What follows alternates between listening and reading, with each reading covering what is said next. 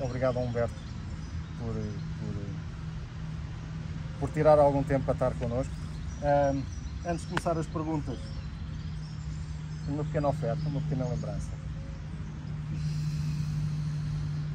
Portanto, esta é uma número 1, uma QJ Ericsson, do avô do Thomas, portanto, que eu restaurei, bainha personalizada, aço laminado. Meu Deus do céu. Portanto, é uma prenda. Meu Deus do céu.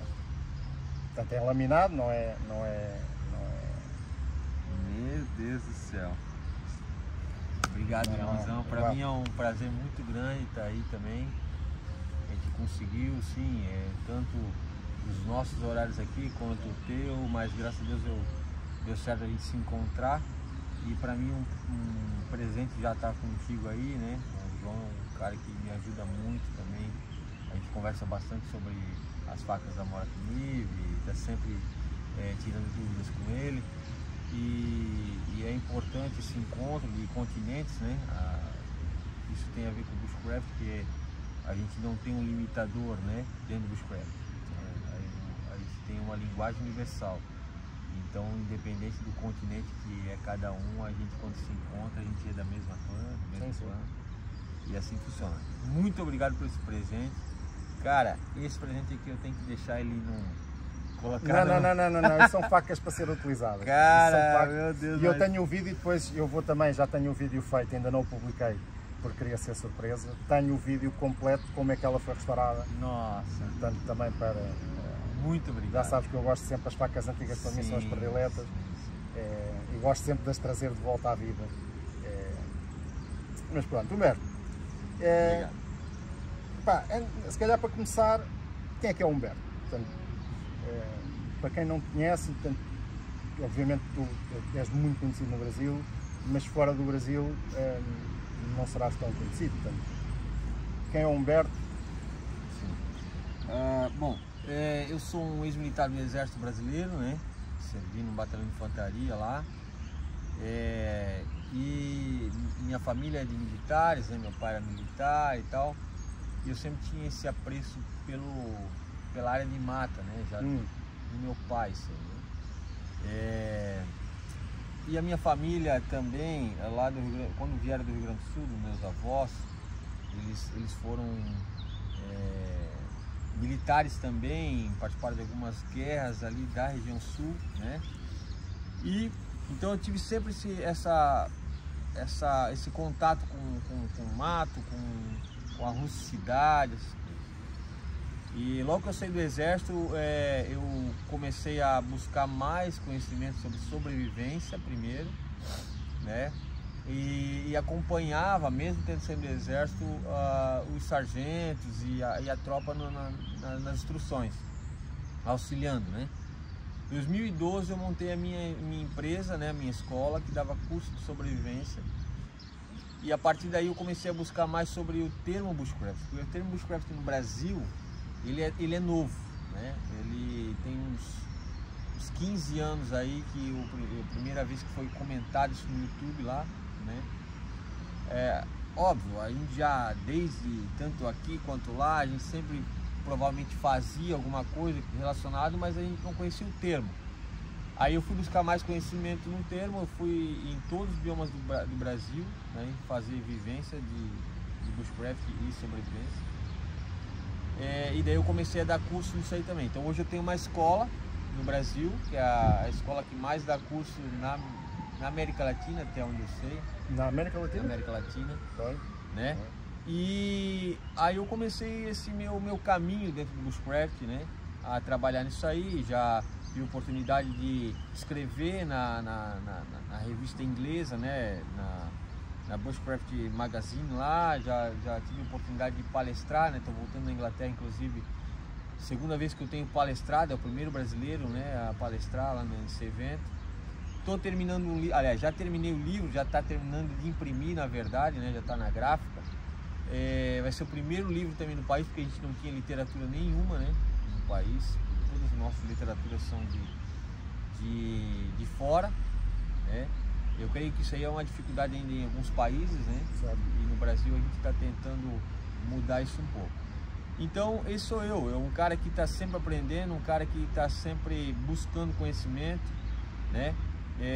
Eu quando eu fui buscar conhecimento na parte do bushcraft, eu procurei ficar com indígenas, ficar com ribeirinhos, ficar direto na fonte, comendo da fonte. Eu sempre acredito que vou continuar sendo assim, porque todos os dias que a gente está no mato, a gente vê que a gente sabe pouco, né, João? Parece que cada vez a gente sabe menos. Então eu digo assim, a gente tem que sempre querer aprender mais, né? A gente tem que sempre buscar algo a mais, e isso acaba, para que isso nos complete, obviamente também, só de você estar com amigos, né, em meio à natureza, e o bushcraft tem a ver com reconexão do mundo natural. Então só a gente estar junto, próximo da natureza, a gente acaba se reconectando. Não precisa fazer, a gente vir aqui tem que fazer alguma prática, né? A amizade também, ela também tem a ver com que nós éramos e fomos como homem antepassado, né? Como o nosso plano. Então isso já vale. E esse aí sou eu, sempre aprendendo, né? Trabalhando na área do bushcraft, de sobrevivência do país. Trabalhas a tempo inteiro? Faz isto a tempo inteiro? Sim, esse hoje desde 2012 é meu trabalho, trabalho com bushcraft de sobrevivência. Só dentro do Brasil, ou também estavas a dizer era a escola que dava mais cursos em toda a América Latina? Também dás fora do Brasil? Na verdade assim, por ela ser, digamos, a escola com maior fluxo de vivências da América Latina, hoje eu só dou dentro do Brasil, porém pelo fluxo dos outros claro, países, claro, né? No Brasil ali a gente acaba tendo também pelo país ser um pouco maior, né? Sim, isso também influencia, né? Mas a gente, quem sabe aí pra frente a gente quer fazer intercâmbios também com os países da América Latina lá, né? Eles vêm pra cá, a gente pra lá, assim como vários outros países a gente está querendo fazer isso aí agora. Certo. Eu desconheço, tenho um grande desconhecimento acerca do que é os conhecimentos do bushcraft no Brasil. Portanto, o nosso bioma aqui, a nossa flora, é totalmente diferente, acredito que seja totalmente diferente da vossa. O que é que tu vês assim de mais diferente entre as técnicas que são utilizadas no Brasil e as técnicas que tu vês, por exemplo, já é a segunda vez que estiveste no bushcraft já em Inglaterra, o que é que tu vês que é a maior diferença entre o que é que vocês fazem no Brasil e o que é feito na Europa eventualmente? Existem bastante técnicas que são feitas em outros países que são realmente diferentes no Brasil. Vou citar só uma prática, uma das práticas que às vezes no Brasil é mais difícil a gente conseguir fazer. A gente pratica, né, ou passa o dia, por exemplo, num abrigo no chão. O abrigo no chão, né, seja ele com lona ou abrigo natural, feito no chão mesmo, para dormir no chão, no Brasil é complicado. Por quê? Porque a gente tem muitos animais, a fauna lá é um pouco maior, né? E alguns deles são peçonhentos, né? Assim como serpentes, né? Tem bastante serpentes na mata, né? Tem bastante escorpião. Então a gente tem um cuidado um pouco a mais. Então lá é mais utilizado redes, né? As hammock, né? Que são abrigos suspensos por essa situação. Então a gente utiliza para passar o dia, tipo eu e você, vamos montar aqui uma tarde aqui, passar o dia aqui, tomar um café, fazer uma prática, para passar o dia. Para pernoite a gente não utiliza. Então existem algumas diferenças devido ao nosso bioma, assim como tem conhecimentos que eles têm aqui, por exemplo na Inglaterra ali, dos flint steel ainda é feito lá com amadou, né, que é do fundo. Uhum. No Brasil a gente não tem esse costume ainda, não há. Né? Então tem técnicas que existem diferenças, o método é o mesmo, mas tem recursos que os recursos acabam mudando um pouco, né? E a parte do bioma também muda. A gente tem que ter alguns outros cuidados, que inclusive a minha palestra lá esse ano foi bushcraft em ambientes tropicais. Sim. Como que a gente pratica lá, né? Os cuidados que a gente precisa ter e o conhecimento do bioma que a gente precisa ter antes de praticar, né? Tipo, eu não vou perto do rio lá na Amazônia, por exemplo, não posso ir perto do rio em hora de crepúsculo, né? Tipo, na passagem do dia para noite, noite para o dia, porque é ali que é o horário da malária, né? A malária fica bem na margem ali, a fêmea, procurando alimento. Então eu já peguei malária, eu quase morri, sabe? Foi a vez que eu quase morri mesmo. E o que mais mata na Amazônia, na verdade, não é o animal grande, é o inseto. Então a gente tem que ter esse conhecimento do bioma. Eu vejo em alguns outros países, não no teu, e até sei que tu tens uma visão contrária, mas vejo muitos países a importar muitas técnicas que vêm de fora que não são as tradicionais, portanto, mas tu tens uma visão um bocado ao contrário, que é trazeres a visão aborígena, a visão indígena, portanto, a visão indígena e as técnicas indígenas e perpetuá-la. Portanto, o que é que tu vês, o que é que tens a dizer sobre isso? Portanto, continuas a trabalhar esses temas permanentemente, vais também escrever o livro, também que toca nessas técnicas aborígenes? Sim, sim. Bom, eu inicio falando o seguinte: quem são as minhas maiores referências, né, no Brasil? Minhas maiores referências no Brasil são os nossos ancestrais indígenas. Então, fora os indígenas, nós temos os ribeirinhos, que são as pessoas que vivem à margem dos rios, né? E os quilombolas, que são pessoas que foram escravos, né? Vieram da África e foram escravos, e então também tem muito conhecimento. Eu procuro sim trazer a importância da sabedoria dos nossos ancestrais para o nosso povo, mas eu tenho muita vontade, por exemplo, de ter uma vivência com aborígenes fora do país, né? Justamente pela linguagem universal e a quebra da mureta, né? A gente não pode também só limitar aos meus ancestrais. Eu gostaria de conhecer os teus ancestrais, né? Conhecer a cultura do povo português, como que eles começaram aqui também, os povos antigos, como que lá os aborígenes, né, na Austrália, enfim. Isso, eu acho importante a gente ter outros conhecimentos também, mas obviamente a gente não pode deixar a nossa cultura de lado, né? Querer praticar só a cultura do outro povo e a nossa cultura não. A gente permanece com a nossa cultura, buscando, né? A gente tem um probleminha no Brasil que a tecnologia está quebrando um pouco a sabedoria indígena. Os jovens já querem saber mais de internet do que da tradição. É complicado. Então mas a gente sempre está numa batalha, inclusive dentro das aldeias, para que o povo continue, né? A gente fortalecendo para que o povo continue.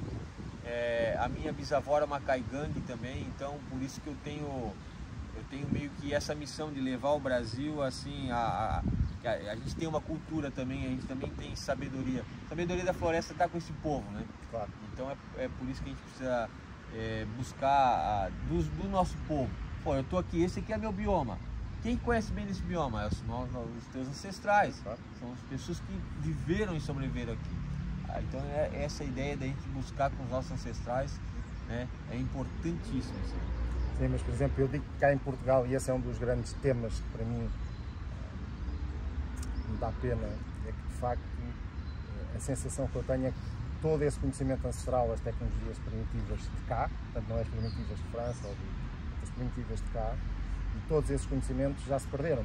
Houve uma série de gerações em que se deixou, portanto as pessoas vieram para as cidades, portanto deixaram-se e deixou de ser interessante, e hoje em dia de facto começa a haver um ressurgimento do interesse nessas técnicas, mas agora andamos a correr atrás do prejuízo, porque agora andamos a tentar perceber, a montar as peças do puzzle, não é? Porque já falta peças. Agora a mesma coisa no Brasil. Certo? Sim, mas vocês ainda têm, pelo menos a sensação que eu tenho é que ainda tem uma comunidade bastante numerosa de gente que ainda vive, obviamente já vive com uma muito maior conexão, mas ainda vejo muita gente a viver. E olha só, João, uma coisa até que eu estava falando com o Bruno, a gente estava conversando sobre isso, é que na minha visão, tá? Na minha humilde visão, quem tem mais a sabedoria da floresta hoje não é nem tanto mais o índio, e sim o ribeirinho. O ribeirinho, ele vive na margem do rio e ele não quer saber de cidade mesmo. Ele é diferentão, mas ele é do mato mesmo, né? Não estou falando que todos os índios, não estou generalizando, mas eu digo assim, o caminho está em que se você pegar um ribeirinho, mais um, você vai ver que um padrão, a visão deles está parecida, né? Enquanto alguns índios, alguns indígenas, os anciões estão com a tradição, mas os novos não são todos que permanecem. Então estão indo para a cidade, estão buscando mais tecnologia, estão perdendo a tradição, né? Infelizmente. Mas tem sim bastante índios, né, que ainda tem conhecimento e detém esse conhecimento da floresta. Se calhar eu vou dizer uma patetice, mas obviamente vocês têm, portanto, a selva é o vosso grande, portanto, o vosso grande fator diferenciador, mas depois a sensação que eu tenho é que também tens muita gente e tens uma grande quantidade do território coberta por fazendeiros, portanto, por grandes fazendas, que também têm uma cultura, que será diferente do índio, não é? Mas também é uma cultura de viver da natureza, rural, viver na natureza, sim. De sobreviver. Totalmente. Tu também exploras essa parte ou estás mais ligado à selva? Não. Os produtores rurais, as pessoas que vivem em ambiente rural, eles detêm muito conhecimento também. Muitas vezes não indígena, mas às vezes de alemães, de outras culturas, de cultura italiana, e levaram para o Brasil, né? A gente teve há pouco tempo também a tomada lá de São Paulo, né? Que é uma cidade grande lá, foram feitos por expedições de bandeirantes, né? Que utilizavam muita coisa que era tropeira, por exemplo, salgar a carne. Salgava a carne, eles amarravam um pedaço da carne no cavalo, faziam a marcha, o cavalo suava e já temperava a carne. Então eles tinham muita... É sério? Então tem muitas dessas histórias, né? E o produtor rural, com certeza, ele está todo dia no mato, né, João? Também. Está todo dia ali plantando, está todo dia... Ele conhece a terra, ele conhece a lua, quando que pode cortar uma árvore para não sei o quê, quando que ele tem que mudar ali a planta, né? Qual que é a melhor lua. Então eles têm conhecimento também, com certeza. Tu há bocado falaste de quem é que são as tuas referências, portanto, e falaste nos brasileiros e nos teus ancestrais. E fora, internacionais, tens alguma referência? Ou umas? Tem muitas referências, né? A gente, quando foi buscar conhecimento no Brasil, não tinha literatura nenhuma, a gente tinha que buscar de fora, né? Então, digamos assim, se eu for para botar no topo, alguém no topo, não gosto de numerar ninguém, mas eu tenho muita base com o Ray Mears, né? O Ray Mears, para mim, digamos assim, um cara que ele é uma pessoa equilibrada dentro do bushcraft, de passar o entendimento real do que é o bushcraft. Não é só aquele também só praticar, só aquele negócio brabo e não sei o que, não.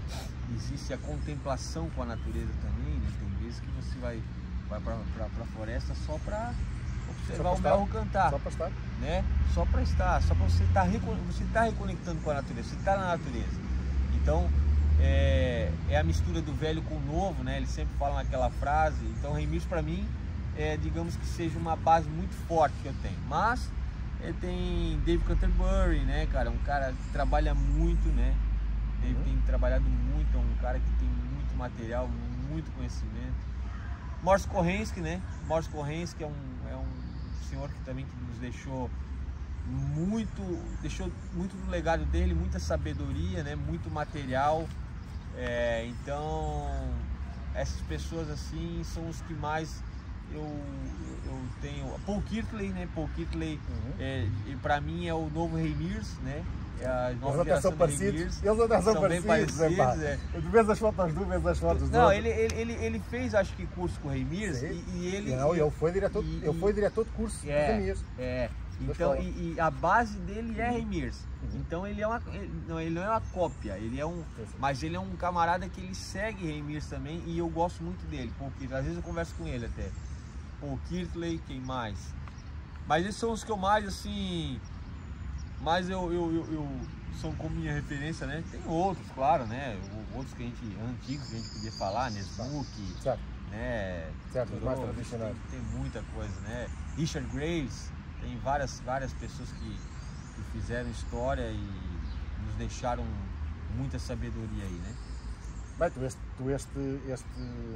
no fim de semana passado tiveste um dia inteiro com o Rui Mias, não foi? Foi uma realização de um sonho, né? Parece brincadeira, a gente sonhar e tal, mas é que quando você tem uma referência, imagina você ter esse tempo com a referência, né? Poder conversar. Então sim, foi uma realização de um sonho, né? Foi um presente que eu ganhei ali que não tem palavras. A gente passou o dia com ele, tivemos um momento lá que ele mostrou algumas coisas, né? Deu umas dicas com lâmina, parte de cozinha lá, ele mostrou algumas coisas e foi bem bacana demais, Depois a gente até participou de um coquetel, de um jantar com ele também, foi legal demais. Já agora aproveito para te perguntar acerca ainda desses famosos. Eu vi aqui há uns tempos uma publicação tua, os diplomas da tua escola têm o nome Morse Korensky. Conta lá. Acho que eu sou curioso. Essa aí foi uma ideia que é o seguinte: os alunos da nossa escola começaram a querer refazer módulos, né? Pô, já fiz o módulo Bushcraft Weekend, mas eu queria fazer de novo. Posso? Então, o que acontece? Morse Korensky tinha aquela frase muito clássica dele, né? Que é: quanto mais eu sei, menos eu carrego. Tem a ver com o conhecimento. Quanto mais eu busco, né? Quanto mais eu busco. Então, o que eu pensei? Poxa, vamos fazer isso aí, mas eu vou fazer um certificado novo para essas pessoas aí.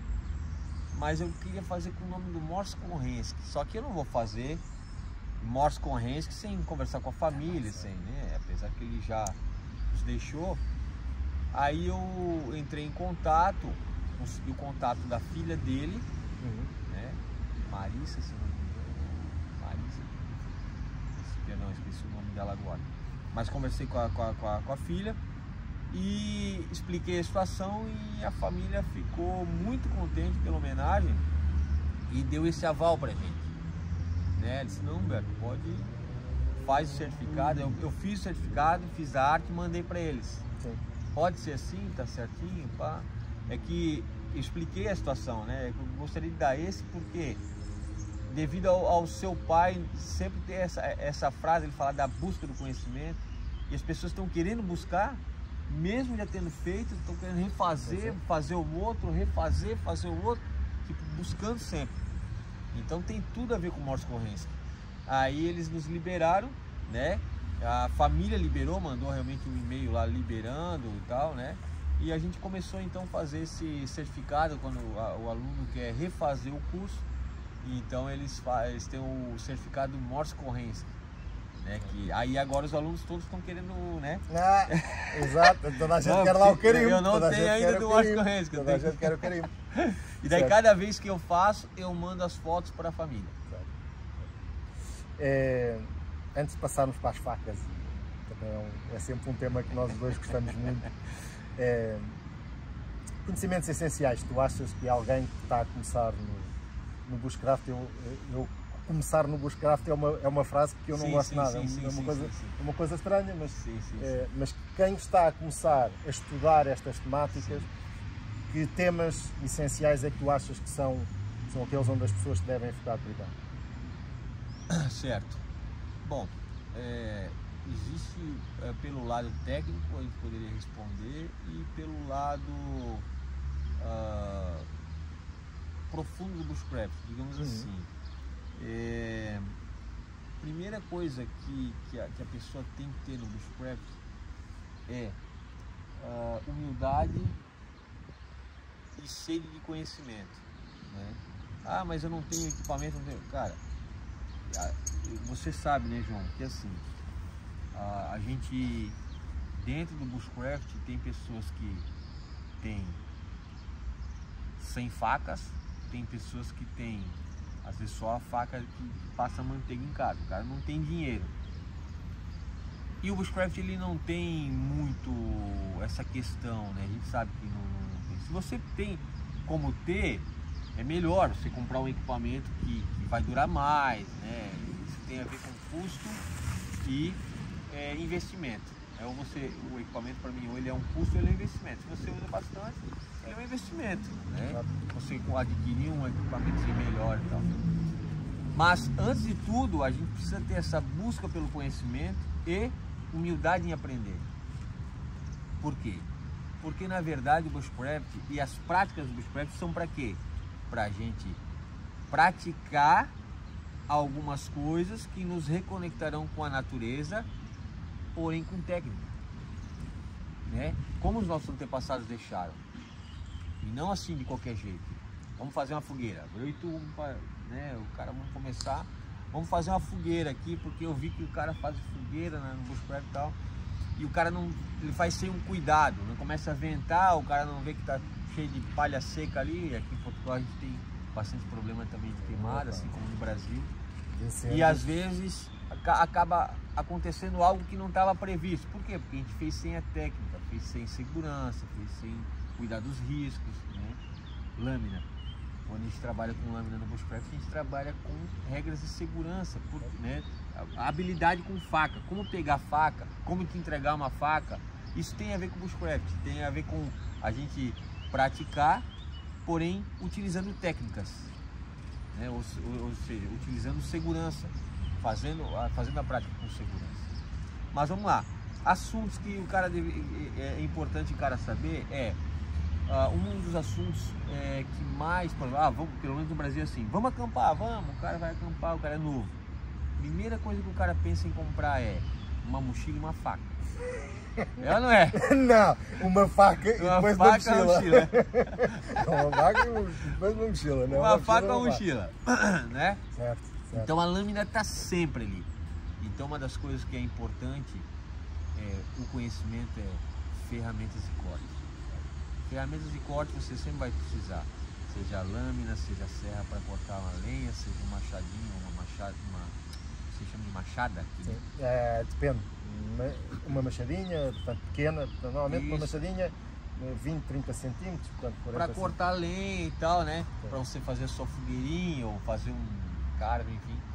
Então, o conhecimento com lâminas é muito importante para mim, na minha concepção, né? Você tem um mínimo ali também de um abrigo para você, né? Seja para o sol, seja para a chuva, seja para você conseguir fazer sua prática seguro também, né? Então ter esse conhecimento ali de amarras e nós ali para fazer uma tarpe, montar um abrigozinho, né? E essa parte também do fogo é importante, né? Quanto à questão de cuidados, procurar conhecer antes de fazer um fogo, né? E a fogueira, ela tem um negócio, né? Na minha concepção, você não precisa chegar no lugar e ter que fazer uma fogueira. Ela tem que ter uma função, a fogueira. Ela tem que ter um objetivo. Qual que é o objetivo dessa fogueira acesa aí? Tá muito frio para se aquecer, beleza. É para cozinhar, eu vou precisar do fogo, tá? Não, é só para a gente ver o fogo, legal. Se você fazer o fogo e permanecer no local, ok. Agora, já aconteceu, João, de pessoas lá no Brasil fazer a fogueira aqui e sair para ir lá ver um passarinho lá atrás, né? O perigo de deixar essa fogueira sozinha é muito grande, né? Se não tiver limitador, se não tiver limpo toda a área, se não tem vento, né? E eu sempre costumo dizer assim, né? A gente tem que ser tipo uma bússola quando faz a fogueira. Não tem vento agora, estou fazendo fogo, não tem vento agora, mas se o vento vir daqui para lá, tem alguma coisa seca do outro lado. Se o vento vir de lá para cá, então eu faço meio que esse norte, sul, leste, oeste para ver se o vento vir de cá, porque nós estávamos sem vento aqui, agora deu um vento, né? Então poderia dar um vento mais forte, daí joga aquela brasa para algum outro lugar que está seco. Então é o que? Regras de segurança eu acho muito importante, seja com lâminas, seja na parte do fogo, seja na parte de fazer um abrigo. Sempre a gente tem que ter, em primeiro lugar, a regra de segurança, cuidado com segurança e trabalhar com técnica. Vamos a falar de instrumentos de corte. Eu vejo muitas vezes no Brasil, ou pelo menos daqueles vídeos que eu vejo, não há ou vou pôr ao contrário. vejo muitas vezes na Europa a malta só quer mostrar a faca XPTO do modelo. E vejo no Brasil muitos vídeos em que eles foram buscar o facão da carne e foram para o mato e não têm qualquer problema com isso, não têm qualquer vaidade, não é? Uma vaidade, que eu acho que isto acima de tudo muitas vezes é uma questão de vaidade. Sim, sim. De irem para o mato. Isto é assim ou está a mudar e as pessoas também estão a ganhar, só querem mais a marca, o aço XPTO, porque eu acho que isso é muito mais natural, não se preocupar tanto com a questão técnica do é o aço XPTO ou é um modelo. Portanto, as pessoas têm a técnica e usam a ferramenta e é a técnica que dita e não a ferramenta. E hoje em dia acho que há uma tendência de fazer exatamente ao contrário. As pessoas querem ter uma faca muito boa a pensar que é a faca que vai cortar quando é a técnica e não a faca. Exato. Então, vês isso assim no Brasil? No Brasil a gente ainda permanece assim. O que eu posso dizer? O facão, digamos, seja a nossa lâmina principal lá, né? Hoje no país. Então, o facão que a gente tem, eu considero o melhor facão do mundo. E a gente paga barato o facão lá. Né? Tramontina, não é? Tramontina. E tens aí uma? Esse é o meu, né? Eu fiz uma cópia do meu que é 16, esse aqui é o 16 polegadas, mas o meu mesmo é um 18. Mas o brasileiro usa muito, o índio usa facão já, né? O ribeirinho usa todo esse povo da floresta usa facão. Então acabou sendo uma lâmina principal do brasileiro. E a gente tem um problema lá, João.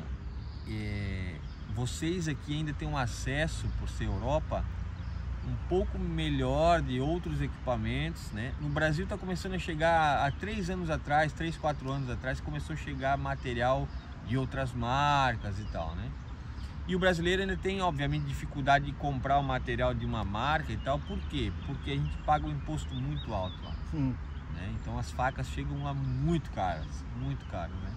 Então não são todos que conseguem comprar uma faca dessa. E o brasileiro que vê alguém comprar uma faca dessa também tem esse problema, né? Pô, às vezes o camarada ele trabalha, ele tem dinheiro e quer comprar uma faca tal. Ele usa direto, ele quer investir. Aí tem outro brasileiro que olha, pô, o cara é meio riquinho, é meio estrelinha, né? Aí esse aqui vai fazer a mesma coisa que aquele lá, mas o cara, né? Que eu também acho isso um pouco ruim. A gente não precisa se meter na vida do outro, né? Pô, se o camarada tem condições de comprar o carro tal e ele precisa, beleza. Eu não tenho condições, eu fico com esse aqui, permaneço com esse aqui, e cada um sobrevive com o que tem, né? E obviamente, se a gente acampar, você vai ver que a gente sempre acaba compartilhando os equipamentos, porque é um clã só. Então eu tenho um machadinho pequenininho, você tem um outro machado, o outro tem uma serra, o outro tem uma faca aqui.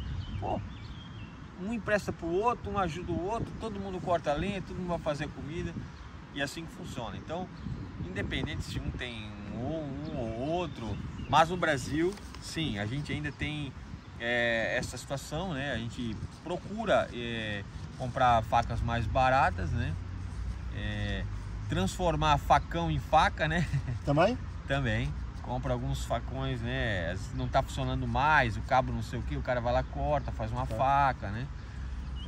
Então... Desenrasca-se. Encontra uma solução, desenrasca-se. Encontra uma solução, improvisa, né? Eu acho que a gente tem que improvisar, isso também tem a ver com faça você mesmo, né? Certo. Dentro do Bushcraft, DAI. E é legal a gente ter, né? E fazer algo. Pô, vou criar outra coisa aqui. Né? Não vou jogar fora, vou criar uma faca então. Se ele quebrou a ponta, eu vou fazer uma faca com ele aqui agora.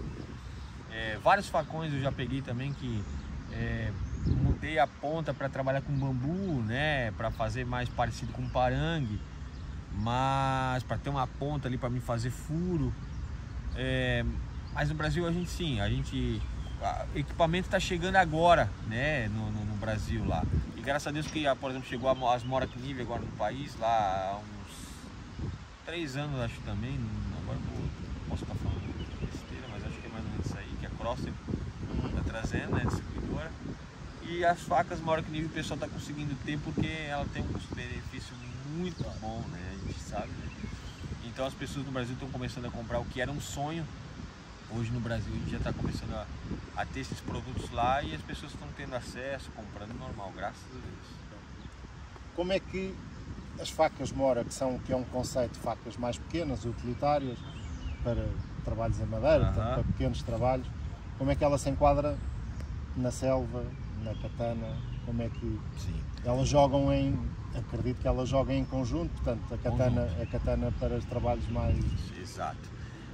A gente costuma dizer que lá a gente tem dois tipos de faca. Ela é uma faca primária e uma faca secundária. A faca primária é a faca que eu jogo energia, utiliza energia como facão, preciso utilizar energia, né? Então o ângulo dela geralmente é mais aberto, né? Então eu utilizo mais energia, uma faca maior, onde eu utilizo mais energia, faca primária. E as Mora Kniv, elas entram como faca secundária, que são as facas para serviços leves, né? Para algum entalhe, que a gente sempre utiliza entalhe, seja para fazer uma armadilha, seja para fazer um entalhe de um carving. Então a gente utiliza as facas secundárias, elas se completam.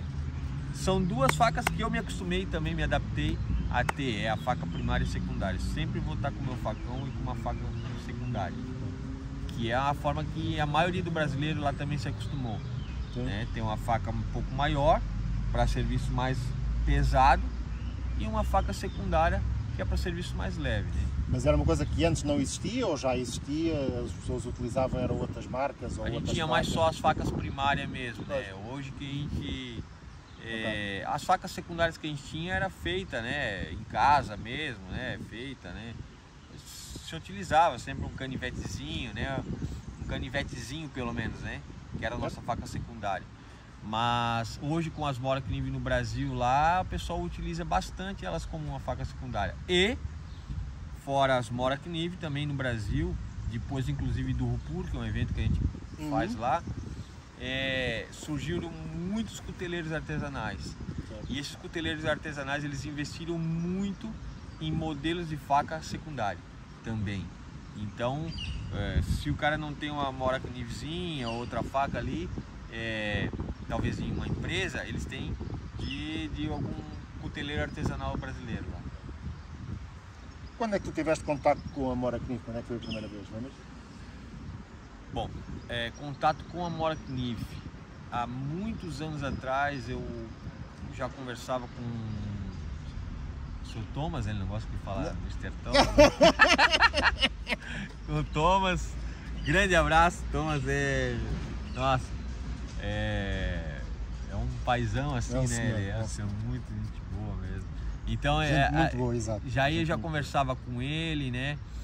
Já perguntava sobre, ele sempre me atendeu, né, da melhor forma possível.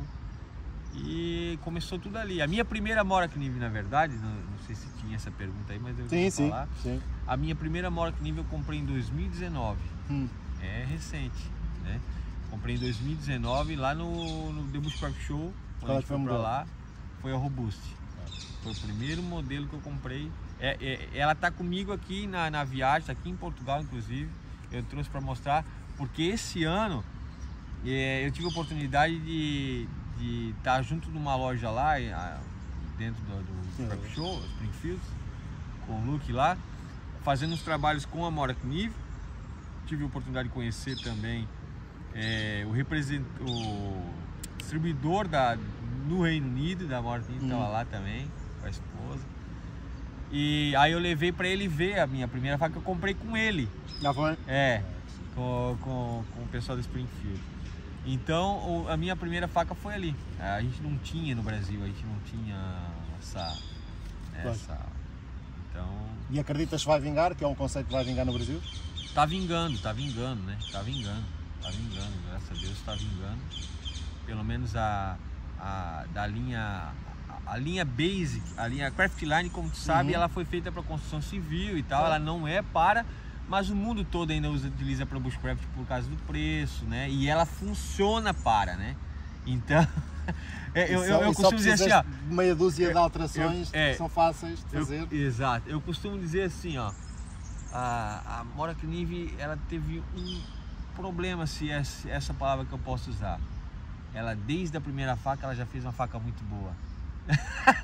Né? Aí Mas assim, não adianta, essa linha é a que mais no Brasil, né, tá? Mas a gente tá jogando, já tá fazendo um trabalho no país lá também, levando o pessoal para conhecer também a linha da Companion, né, que é uma linha outdoor, né, que é a mesma coisa, mas ela é mais outdoor, o cabo é mais ergonômico, né, maior. Então aos pouquinhos a gente também já tá mostrando outras facas lá e o pessoal tá adquirindo devagarinho, tá investindo, porque sabe que ali é um equipamento que é durável e, né, é um equipamento bom, né? E fora que a Morag Nive ela tem uma história dentro do bushcraft, né? Ela tem uma história no outdoor, né? Um país muito de ar livre, né? Então tem tudo a ver com o que a gente faz. Portanto, isso seria, tu, por exemplo, para alguém que está a começar, seria o teu conselho seria começar por uma basic. Para alguém que não tem faca, quer começar, o teu conselho seria uma principalmente a pessoa que está com pouco dinheiro para investir e tal, pode tranquilamente pegar uma basic, né? Hoje no Brasil a gente tem acesso fácil à basic, ela não é cara, né? Então uma basic com certeza, ou a Companion, né? São facas de entrada ali para serviços leves, ela vai funcionar muito com uma faca secundária, muito. Pois. Para ti neste momento qual é que é a tua faca preferida? Difícil, né? Pergunta aí, essa pergunta é difícil. Mas a gente tem aquelas que a gente mais utiliza, né? Certo. Da linha Pro ali, a Robust não adianta, é uma faca que ela virou uma lenda, né? Mas eu gosto da Kunsbo, gosto bastante da Kunsbo. Por incrível que pareça, a Eldris é uma faca que eu gosto muito. Para utilização de pederneira, eu nunca vi uma faca igual. É verdade. Não, cara, pode parecer brincadeira, mas quando tu pega uma Eldris... É estranho, eu não percebo porquê. Tu não se embate, tu não se liega. Ela come assim. Então assim, a Eldris também é uma faquinha que eu tenho usado bastante, né? Principalmente para essa parte aí. E qual mais, meu Deus do céu? E agora a Vit, né?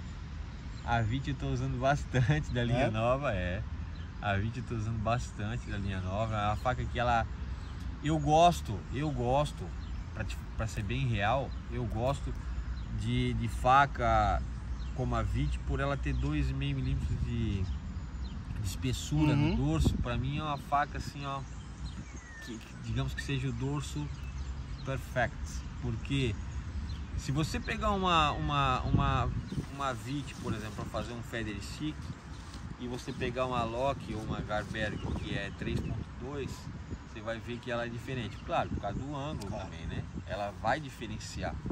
Então, eu tenho utilizado mais essa faca agora. Tudo é fase, tudo é conhecimento. Aí também da linha nova agora, obviamente, a gente tá meio que em teste, tá testando, tá botando para bater mesmo, para ver o que a gente também tem de feedback. Mas as que eu mais tenho utilizado são essas, Kunsbo, Robust, Vit.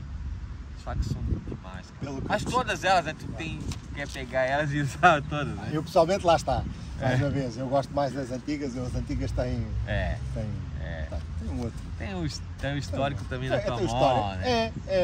Eu acho que é mais por aí. Tecnicamente não acho que sejam melhor facas, portanto, eu acho que nunca antes, quer os aços, quer a construção, nunca foi tão boa como agora. Portanto, tu nunca tiveste um laço tão bom, tão refinado, com umas têmperas, extraído o melhor do aço, né? Portanto, hoje em dia tu consegues ter uma faca que é sempre a mesma coisa, e antigamente não. Antigamente umas vezes funcionava, outras vezes. Mas lá está. Olhares, por exemplo, aquela faca que eu te mostrei, uma faca de 1920, em que tu vês a linha do aço laminado assim toda torta. Porque o tipo que estava com o martelo, umas vezes dava com mais força, outras vezes dava com menos força. Portanto, tudo isso acho que dá-lhe um charme, e elas cortam, portanto, e o aço tem essa vantagem que não tem prazo de validade, portanto, ele não se estraga. Pela tua conversa que eu percebi das facas, portanto, tu não és muito adepto de facas muito grossas, grandes, com aquelas facas à americana. Não. Facas secundárias. Eu sempre falo assim, pessoal, né? Tipo, Sim, opinião, claro. opinião pessoal. Realmente eu não... Os caras chegam às vezes com aquela faca tipo do Rambo. Essa faca aqui quebra tudo, cara. Eu uso meu facão para faca grande e faca pequena é só com a secundária da Mora. Da Mora Knives. E pra mim tá ótimo já. Mas assim, é questão de adaptação. Certo, Né? certo. Tem um amigo meu, por exemplo, que ele... A segunda mão dele é uma machadinha. Certo. E eu me adaptava muito mais com o facão do que com a machadinha. Uhum. E eu não me adaptava tanto com a machadinha. Eu comecei a treinar, depois de fazer bastante cardio, eu comecei a treinar com a machadinha. Uhum. Porque também eu, tendo uma escola, eu também preciso buscar vários conhecimentos, né? Eu preciso treinar, praticar. Eu tenho que ter habilidades. Eu preciso procurar ter habilidades. Então, hoje eu me adapto mais, né? Até peguei uma machadinha menor agora para carving, para fazer esses trabalhos e tal, utilizar mais a machadinha. Mas até então minha adaptação era só facão. Minha segunda mão era facão e uma faca secundária para mim estava perfeito. Sim, mas eu concordo. Para mim, eu tenho sempre 3 ferramentas e já agora vou-te perguntar o mesmo. Que é, eu nunca saio sem uma faca pequena, portanto uma mora, uma serra e um pequeno machado. Certo. Entendo que é para vocês ou para ti, será um facão e uma mora comigo. Serras e afins, serras, machados também costumas utilizar? Sim, sim. Agora quando a gente sai a campo, né? Aí eu procuro levar, depende do que eu vou fazer também, né? Depende da atividade. Mas sim, o facão eu sempre levo, a minha faca secundária com certeza também, sempre. E a serra também, com certeza, ela é muito importante, né, João? Muito importante. Vou cortar a lenha, por exemplo. Se eu não deixar ela reta, é muito perigoso para mim cortar uma lenha dessa aí, né? Ou eu tá com algum amigo, às vezes que não... Né, o cara vai tentar... Não, deixa que eu corto a lenha, né? E a lenha não fica em pé, porque, né? Para tirar a quina também de abrigo, para o cara não se machucar. Certo. A serra ela é importantíssima. Então, até no meu sair, no dia a dia, hoje eu não tô aqui. Porque como eu estou viajando, eu nem me acostumo a ficar andando com o meu multitool, porque senão depois eu me esqueço, aí eu perco o meu Leatherman. Então, exato. Tá na mala lá, mas eu sempre no Brasil estou utilizando o multitool com a serrinha. Por quê? Você precisa ter mínimo uma laminazinha, uma serrinha ali, né? E o facão sempre está no carro, né? Tem facão, machado dentro do carro, sempre leva. Full tang ou não full tang? Tens alguma... Se for para faca secundária, para mim não muda muito, né? Claro, vai mudar se essa faca secundária ela também for para cortar uma lenha, que eu posso dar uma pauladinha a mais, assim, digamos, né? Então, mas se você vê, para os trabalhos que eu faço, digamos assim, em sua maioria, não necessita ser full tang. Para os trabalhos que eu faço, para o que eu vou utilizar ela, né, geralmente as facas até de espiga para mim funcionam bem, né? Até porque hoje eu tenho utilizado mais as Mora Knives, né, mais ainda. E ali eu sei o que eu posso fazer em cada faca, né? É que nem chuteira, né? Você vai na venda comprar uma chuteira lá de futebol, diz, eu quero uma chuteira, tá? Mas é para que? É campo, é futebol de salão, é areia, o que que é? Não, me dá uma chuteira aí. Não, mas... Exato, não, eu quero a chuteira, tá? Então pega essa aqui, o cara já vai lá, já vem daquelas de trava de campo, né? E no fim o cara vai jogar, é um salão, né? O cara vai escorregar e vai virar o Michael Jackson. Então ela não é a ferramenta correta para aquilo. Então primeiro, eu tenho que conhecer para que a minha faca, qual que é a limitação da minha faca, né? E eu utilizo sempre dentro da limitação, então nunca tive problema dela ser full tang ou não full tang. Mas sim, se for uma tipo a Garberg, que eu posso realmente utilizar ela mais forte, né, mais pegado, aí é importante ela ser uma full tang, sim. Mas o batoning, por exemplo, é alguma técnica que vocês utilizam no Brasil? Não. Não com faca secundária, só com facão mesmo, machado, né? Mas a gente acaba fazendo porque é clássico também mundial, né? Então a gente, já que a faca muitas vezes, não, a Garberg aguenta, né? Eu tô com ela sim. ali, às vezes não levo o facão, eu levo só ela, né? Porque eu não vou utilizar também, né, tanta... E outra, as pessoas têm que entender, e uma vez a gente conversou sobre isso também, João, sobre qual que é a lenha que eu vou cortar, fazer o batone, né? É a lenha de entrada para a fogueira, não é aquela lenha com nó, dura que é uma pedra, não, para isso tem outras ferramentas. Se a pessoa não conhece ainda, existe o machado, né? Tem machado, tem facão, tem outras ferramentas, né? Então a minha faca para mim utilizar para fazer um batone para cortar lenha é qual? É aquela lenha inicial, uma lenha, né, inicial para mim começar a fogueira, para depois vir as lenhas maiores, aí você tem a serrinha e tem o machado, né? Então é para esse tipo de lenha, por isso. Sim, eu acho que há uma fobia muito grande de, não, eu só quero ir, só tenho que ter uma ferramenta para fazer tudo. Certo. Mas eu à conclusão que eu chego sempre é todos os exemplos que me dão de esta é a ferramenta, é uma só ferramenta, mas ela acaba sempre por nunca ser boa em nada, portanto é uma ferramenta generalista, e eu estou um bocadinho com aquilo que tu dizes, com o exemplo das chuteiras. A primeira pergunta que as pessoas têm que fazer é: o que é que eu vou fazer? Portanto, eu acho que essa é que começa sempre da forma errada, que é qual é que é a melhor faca, e isso vê-se nos fóruns.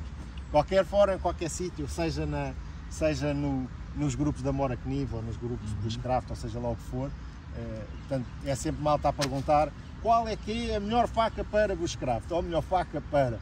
Sim. Melhor para quê, né? Melhor para quê, certo? Eu acho que a pergunta está... As pessoas têm que entender isso, né? Melhor para quê? Não tem como eu comprar a chuteira que ela serve para todos os campos. Não tem. Não existe isso aí. Então, é como tu falou, cada ferramenta para um tipo de trabalho, né? Então eu trabalho dentro da limitação, o equipamento vai durar muito mais, né? E eu estou fazendo dentro do que está previsto. E outra, no Bushcraft, mas e se eu não tenho... Não, peraí. Bushcraft você é planejado, você pega uma mochilinha e você vai a campo, você pode levar teu material. O carro chega perto, não, então eu posso levar outro material, posso levar um fogãozinho um pouco maior, posso levar um material mais pesado, né? E posso fazer outras práticas, beleza. Não chega carro, só consigo em mochila, beleza. Então vou trabalhar com o que dá para dentro da mochila, mas eu consigo levar uma ferramentinha ou outra a mais. Uma faca tal e uma faca tal. Não vai fazer muito volume. Certo, mas aí tu tocas numa coisa que é as viagens, e é que tu não teres o carro ao lado, não é? E o Paul Kirkley muitas vezes refere isso, que é aplicar todos estes conhecimentos em contexto. Portanto, não é aplicar, vou estacionar aqui o carro e vou fazer a Bushcraft, que é uma coisa estranha, não é? Sim. Mas, não, portanto, vais fazer uma viagem, já agora, vocês costumas fazer viagens pela Amazónia assim compridas, ou... Sim, em setembro, expedições? Inclusive em setembro está previsto uma expedição aí, junto com Forças Especiais do Brasil lá, e que só para a gente chegar num ponto leva 5 dias por água, então existe, aí a gente tem que ter todo esse planejamento do que levar de material, né, carga pra caramba, né? Certo, mas faz parte. Comida, né? Aí também entra o bioma, né? Conhecer o bioma, o que eu posso comer dentro da floresta, né? Tem muita coisa dentro da floresta também que eu posso comer e me alimentar no meio do caminho, onde eu posso encontrar água. Por isso que é importante conhecer o bioma. Não é só a Amazônia, é o bioma aqui em português. Eu vou para tal ponto, naquele ponto tem água, né? Perto tem não sei o que, me oriento como, né? Será que é fácil de eu me perder? É importante. Aqui não. Aqui é difícil. Aqui é difícil. Aqui, se tu andares, eu acho que em qualquer sítio do país, em qualquer ponto do país... Anda 200 metros para cá... Anda, 200 também não exageremos, mas principalmente em serra, terás sítios que tens mais. Mas andas, se calhar, 5 km em qualquer direção vais encontrar uma estrada. Já encontra um restaurante português, já come um bacalhau. Isto não é, já comes um bacalhauzinho e já está chato. Obviamente há casos, embora há casos de sobrevivência, ou que as pessoas estiveram relativamente perto ou porque caíram, ficaram magoadas, ou porque, portanto, às vezes não é o simples facto de nós estarmos perto da civilização que não nos pomos em risco. Certo. E, por exemplo, ultimamente o que tem, já é 2 ou 3 casos nos últimos anos, tem a ver com as plantas combustíveis, portanto, porque há malta que está confia demasiado nos seus conhecimentos e já houve casos de mortes ou de intoxicações graves. Lá está, são os conhecimentos têm que ser, a gente não pode ter estes conhecimentos de forma muito leve, porque da mesma forma às vezes a gente pensa, isto fazer um pauzinho, brincar com a faca, vamos a ver, brincar com uma faca ou com um machado pode-se ter tem risco. Tem risco e podemos nos magoar a sério. Porque a faca mais segura é uma faca afiada, né? E se ela está afiada, né, por exemplo, eu não posso estar aqui, ó, e trabalhando nessa área aqui, né? Por quê? Porque isso aqui é área de grandes vasos. Então às vezes ela está tão pontuda aqui e eu tô aqui, ó, né, trabalhando aqui, fazendo alguma coisa aqui e eu só cutuco. E por exemplo, essa parte aqui é artéria. Isso aqui, se eu cutucar aqui, em média 3 a 5 minutos para mim entrar em choque, né? Então sim, pode ter e por isso que a gente tem que ter, e o Bushcraft ele traz isso, ele traz você trabalhar com essas técnicas, trabalhar com essas práticas dos nossos ancestrais, mas com técnica que eles utilizavam, para a gente trazer a segurança, né? Então é importantíssimo isso. E o futuro? O que é que há aí? O que é que está aí na calha de projetos, com a Amora, com Bushcraft, com o Brasil? O que é que tens aí? Alguma coisa que possas revelar? Olha só, João, a gente tem um evento lá no Brasil chamado Rupur Bushcraft, né? Que é um evento que está começando, está na 4ª edição agora. Né? Está aqui um português, chama-se João Carmo, já lá foi uma vez. Acho que é uma vez. Isso, foi uma vez. Ele foi no segundo, lá em Franca, São Paulo. Ele deu a parte de carving lá, deu parte de mulheres. Né?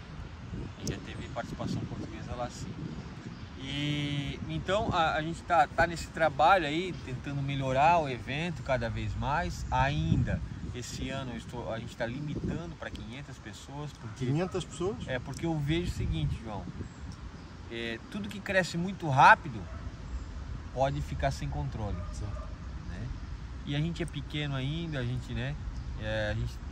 Eu gosto,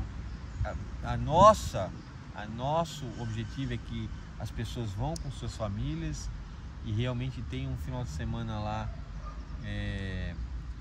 bom, né? Descansado, de muito aprendizado, de conhecer novas pessoas, com segurança, né? Então, o Rupur a gente tem trabalhado ainda, a gente continua trabalhando para que seja um evento conhecido como um evento de família, um evento familiar, né? O livro agora tá saindo aí, se Deus quiser, até agora julho, né? O meu primeiro livro já vai ser um sonho também. Qual é que é a temática? Selva? Bushcraft e habilidades da natureza, na verdade é um livro de Bushcraft que a gente não tem ainda, né? Então ali eu coloquei algumas coisas sobre água, fogo, equipamentos básicos, pot hangers, a parte de cozinha, né? Carving, fazer colher, né? Ferramentas de corte, abrigos.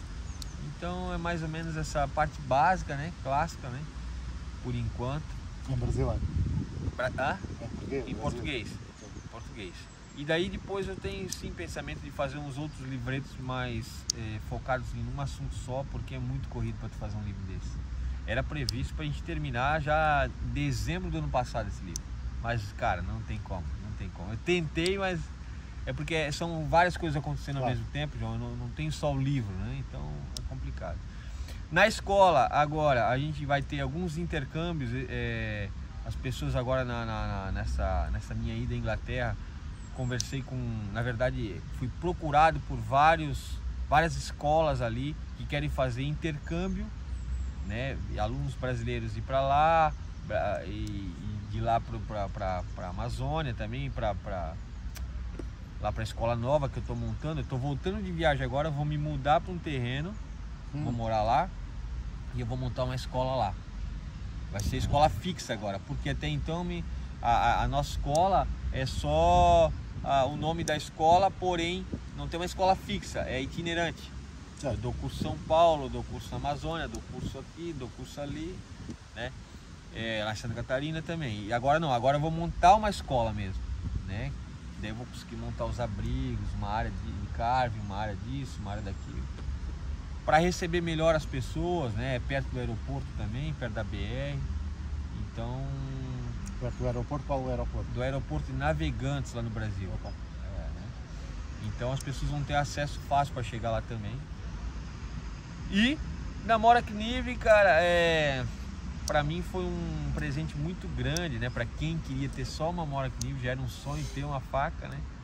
E hoje ser nomeado embaixador lá no Brasil, para mim foi uma alegria muito grande, né, João? Tu sabe que é uma empresa que a gente gosta demais, né? Gosta demais da Mora Kniv. Em setembro é previsto a gente ir para lá, conhecer a empresa. E espero que a gente consiga fazer um bom trabalho no Brasil, né? Divulgando, trabalhando com as facas, né? E já tem feito alguns eventos lá divulgando a marca. As pessoas, eu levo as facas, todas que me mandaram eu levo, deixo um cestão para o pessoal, quero testar essa aqui, testa. A limitação dela é isso aqui, essa aqui é para isso, aqui é para... E as pessoas ficam ao ar livre treinando, testando, batone, faz isso, faz featherstick. As fotos que tu tiraste do evento do wood carving, aquilo é uma maravilha. Foi bom demais. Foi o primeiro evento no Brasil, até né? Claro. Foi o primeiro evento. Não, eu disse, pá, não, eu gostava de lá estar. Aquilo é uma coisa para mim. Aquilo... porque foram 3 oficinas só. Para mim basta, eu acho. Por quê? Porque a gente tem que ter esse momento, eu e tu aqui, ó, praticando também. Não é só oficina. Foram 3 oficinas, né? A primeira parte, eu falando da empresa, falando um pouco sobre as linhas de faca que é a Mora Kniv, porque como o evento é da Mora Kniv, então falando da marca. Aí eu iniciei falando sobre regras de segurança, algumas técnicas para a gente utilizar a faca sem precisar abrir demais o raio, diminuir o raio de ação e cuidar com, né? Depois eu convidei 2 amigos ali também, lá da região, que gostam também de carving. Um deu a parte de colher, né? De carving, e o outro deu a parte de cuxa.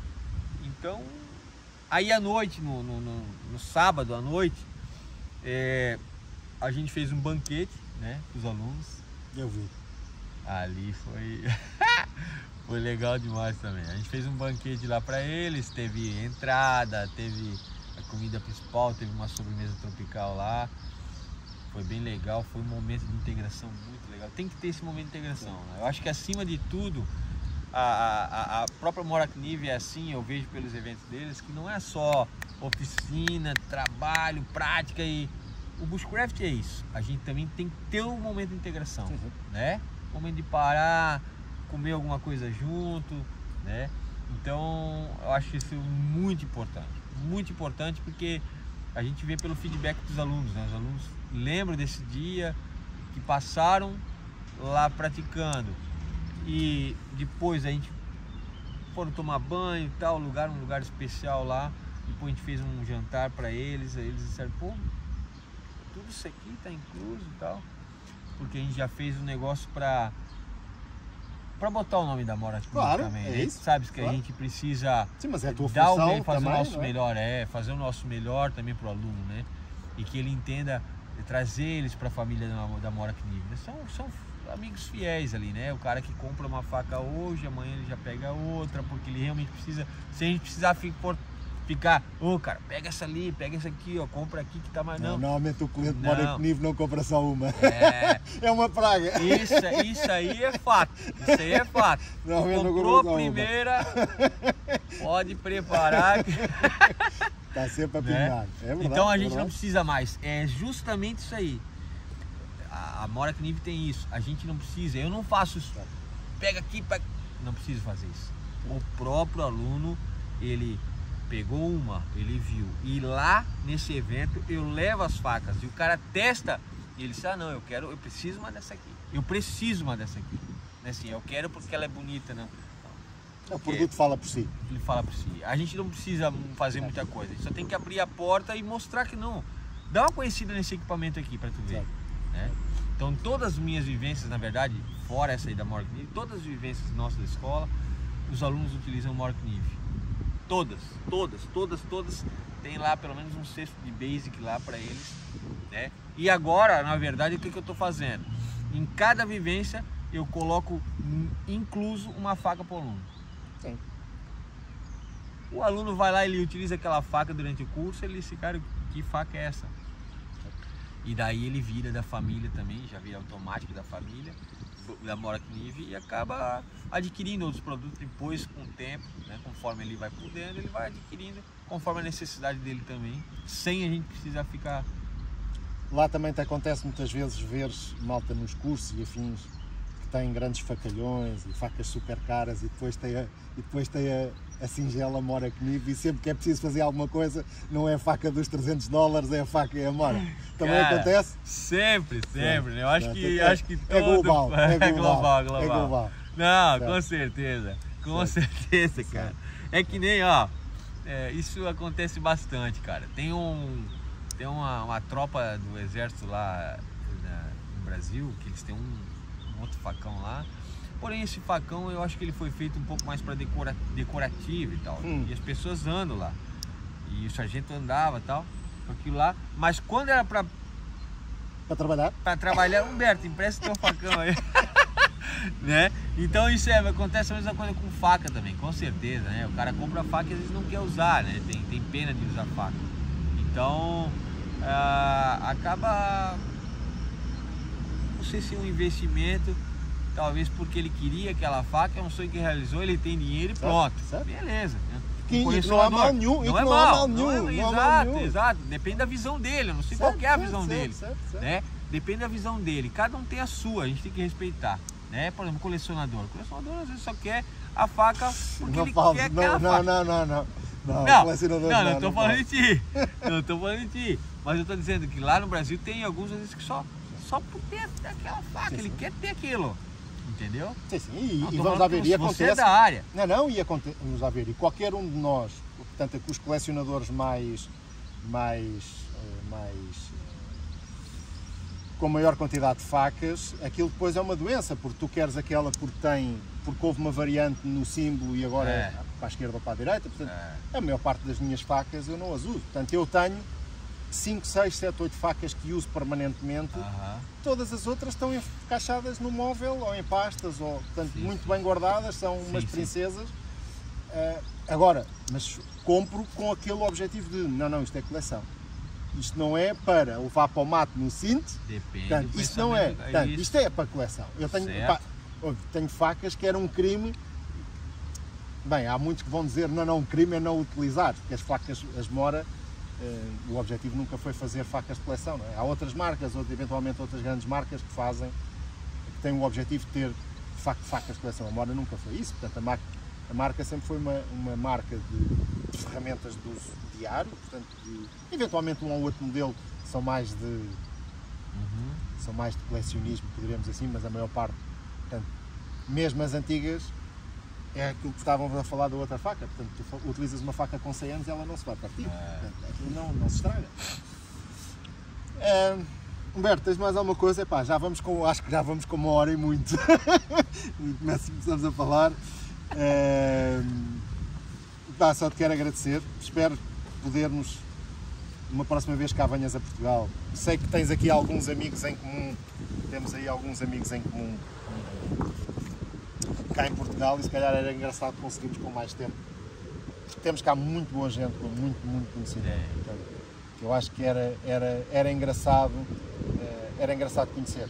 Portanto, tens aqui pessoas, tens o Farroeiro, tens o Jean, portanto, há um grupinho, o nosso grupinho, aquele grupinho assim mais estuda, mais são pessoas que de facto gostam muito, gostam da atividade, gostam do conhecimento, gostam de navegar na natureza, portanto, e se Deus quiser havemos de ter a oportunidade, na próxima vez cá venhas, a ver se combinamos alguma coisa mais com esta gente, com esta boa gente. Com certeza.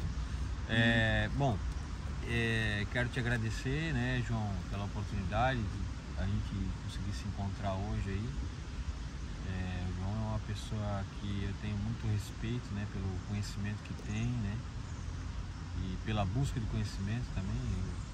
Graças a Deus eu sempre me aliei com pessoas assim, né, que têm humildade e estão sempre na busca do conhecimento.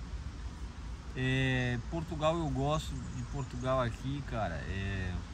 Eu vim 2 vezes só aqui, né? Essa vez eu fiquei mais aqui e eu gosto muito da comida daqui porque ela é um pouco parecida com a do Brasil. É sério? A diferença é que tem mais óleo de oliva aqui, mas a comida aqui pra mim ela ficou bem parecida assim, não tive muito, porque às vezes quando você vai para outro país, na Inglaterra, por exemplo, eu estranho. Inglaterra, sim. Mas aqui não, aqui eu me sinto bem tranquilo. E na Suécia também vai se estranhar. Eu imagino. Eles tem muito tempero, Na Suécia vai se estranhar. Mas enfim, sim, a gente está previsto a voltar para Portugal, porque assim, João, estava previsto a minha esposa vir junto e meus 2 filhos, né? O porém é que tá muito cara a passagem. Já foi um milagre eu vim para cá. Foi um milagre que aconteceu para mim vir para cá, né?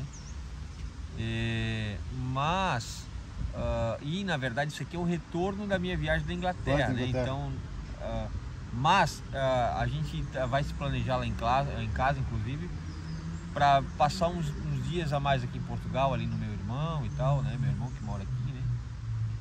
E daí sim, a gente vai marcar com o tempo, né? Vai planejar, João, vamos marcar do dia tal pra gente reunir essa tropa. Eu quero aprender muito com vocês aí. Eu venho como um aluno mesmo, venho para aprender mesmo.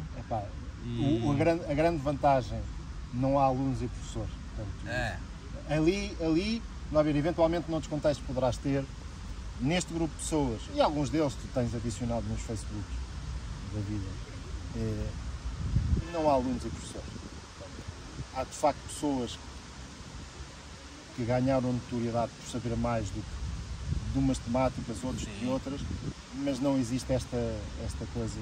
Estamos todos ao final do dia, somos todos amigos que já nos conhecemos há 10, 15, 20 anos e gostamos de partilhar a noite e o calor da fogueira. Portanto, isso é bushcraft. Isso que é a linguagem mundial, né? Linguagem internacional, que não tem barreira, né? Eu falo pela terminologia como um aluno, como espectador, como aprendiz, eu quero aprender, mas a gente sabe que às vezes são só palavras, né? A mesma coisa do bushcraft, né? Que é um termo, mas as pessoas às vezes já praticavam há muitos anos, desde pequena, que nem lá no Brasil também. Aqui era campismo, ninguém sabia, no máximo dos máximos, campismo selvagem. E aqui em Portugal a terminologia bushcraft terá aparecido, eventualmente as primeiras referências, portanto foi quando foi criado um fórum, terá sido meados dos anos 2000, para aí 2007, 2008, coisa assim do género, creio eu, espero não estar então foi parecido com o Brasil. Eu tenho ideia. Nossa, 2008. É assim, muitas das referências no início, muitas das referências que nós tínhamos cá, obviamente tens as referências internacionais, não é? Portanto, os Ramiers da vida, mas tinhas espero não estar Toniolo, não é? Um dos grandes mestres brasileiros. Ele que foi a primeira vez o termo, em 2008, quem falou a primeira vez o termo no Brasil foi o Juliano Toniolo, meu grande irmão. Portanto, e ao início, portanto, obviamente havia já algumas coisas em inglês, mas dos primeiros conteúdos em português que nós começámos a ver era do Toniolo e depois o Rui. Olha só, o Rui será que ele sabe disso? Sabe de certeza. Sim, de certeza absoluta. Legal, cara, vou falar para ele. Em português, não é? Portanto, sim, em português. Portanto, nós é aquilo que eu estava a dizer no início. Então portanto, foi a mesma, nós estamos juntos então, né? Olha só, cara. Eu acho que acontece muita coisa a seguir aos anos 2000, a palavra começa a ser comercializada. Portanto, começa a haver marcas a apostar no termo, portanto, é só termo, e acaba por ser global. Eu nem sequer me recordo muito bem como é que cheguei ao termo bushcraft. Lembro-me porque eu fui escutar durante muitos anos, portanto, e depois a vida levou-me a mim, portanto, para me afastar do escutismo, mas obviamente o bicho sempre ficou lá, portanto, e tive alguns anos afastados e depois comecei outra vez, disse não, epá, quero começar outra vez a acampar, portanto, eventualmente não agora dentro dos escuteiros, mas eventualmente começar a acampar sozinho. E nas múltiplas pesquisas na internet acabei por dar com o tal fórum, portanto com o fórum desta gente. Tinha um fórum aqui também. Sim, 2000, eu não quero estar a enganar, mas eu creio que 2007, 2008, coisa assim do género, será a data. E lá está, as referências a nível de língua portuguesa não havia muito. Não. E o Toniolo seria uma das principais, porque ele já nessa altura... E ele está altura... escrevendo um livro agora também de sobrevivência lá no Brasil. Ele é um grande irmão meu, né? O Juliano Toniolo, ele dá curso comigo, né, na nossa escola. Ah, ok. Eu dou o módulo 1 e o módulo 2 eu convidei ele para estar junto comigo. Então o módulo 2 é eu e ele que estamos juntos. Ele é muito mesmo importante. Também aqui em Espanha já começa a haver, também já começam a aparecer umas escolas muito interessantes, com gente muito interessante. Olha que bacana. Muito interessante. Há, por exemplo, há um espanhol, ele acho que é de origem alemã, mas está em Espanha já há muitos anos. Por exemplo, escreveu um livro sobre fogo, pá, que tem todas as formas, se quiseres depois eu mando o link, está em espanhol, mas só dedicado a fogo, só fazer lume. Portanto, em que a especialização dele é lume. Portanto, ele não especializou-se em mais nada. Eu estive com ele e com a filha. Como é que é o nome dele, perdão? Thomas, não me lembro do último nome, mas depois eu passo. Portanto, eu estive com ele, nós aqui, já é o segundo ano consecutivo que temos um evento chamado Bushcraft Symposium. Certo. Ele estava nesse evento? Ele vai, portanto tivemos um evento este ano, não sei exatamente quantas pessoas, mas tivemos para aí 100 pessoas, coisas assim do género, portanto, com múltiplas escolas, porque temos escolas já muito antigas, portanto nós temos escolas que já têm muitos anos, portanto têm décadas, por exemplo a Escola do Mato tem... A Escola do Mato é do Rui? Não, do Pedro Alves. Ah, tá. Portanto, eu sei que o Rui já teve algumas colaborações, não sei exatamente neste momento qual é que é. Portanto, mas o Rui, lá está, depois tens o Rui que vai dando cursos, dá aqui, dá em Espanha, portanto o Rui também. Portanto, tu já tens muita gente com muitos anos de pesquisa, muitos anos de conhecimento, e que se juntaram. Portanto, depois temos o Célio que tem sido aqui um bocadinho como um motor agregador desta gente toda e conseguir fazer... Como é que é o nome dele? Célio Goiaba.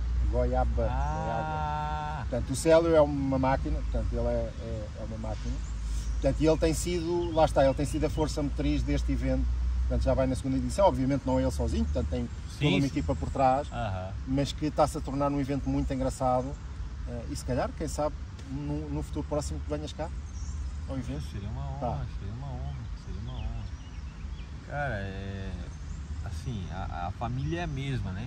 É como eu te falei, lá na Inglaterra, lá, a gente quando chegou em 2019 lá, tava eu, o Toniolo e o Vaguinho.